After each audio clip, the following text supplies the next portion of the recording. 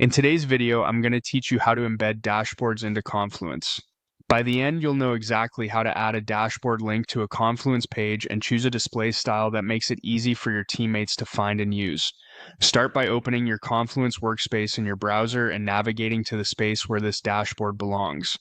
If your organization uses multiple spaces, pick the one your audience already visits for reports and status updates. This keeps everything organized and improves discoverability later.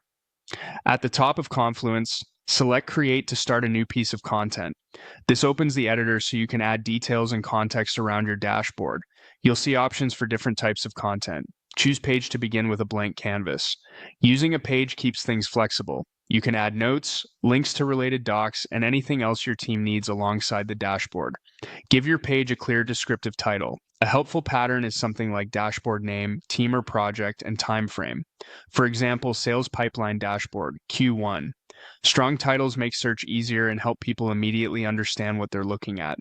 In the body of the page, paste the share link for your dashboard.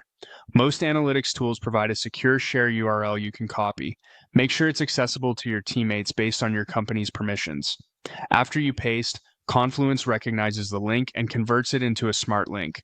You'll usually see it transform automatically. Give it a moment to load. If it remains plain text, press space or enter after the link to trigger the preview. Click the link inside the editor to choose how it should appear. You can switch the display to card or inline. Card shows a rich preview with a title and in many cases a thumbnail or metadata.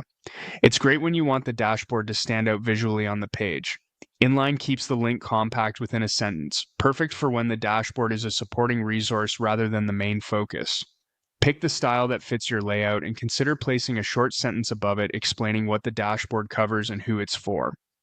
A few quick tips to ensure a smooth experience. Double check that the link's permissions allow your intended audience to view it.